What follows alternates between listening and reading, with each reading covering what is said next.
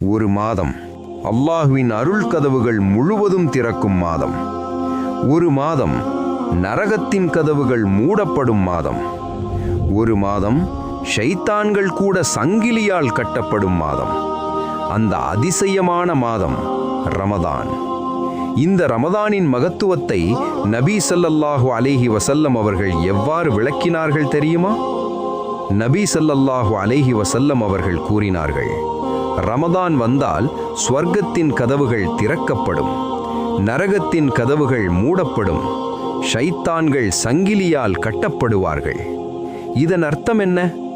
ரமதான் மாதம் வந்தவுடன் அல்லாஹ் தனது அருளை மிகுதியாக திறக்கிறார். நன்மை செய்ய வழிகள் எளிதாகும், தீமைக்கான தூண்டுதல்கள் குறையும், இபாதத் செய்ய சிறந்த சூழல் நமக்கு கிடைக்கிறது. அதனால்தான் ரமதான் ஒரு சாதாரண மாதம் அல்ல.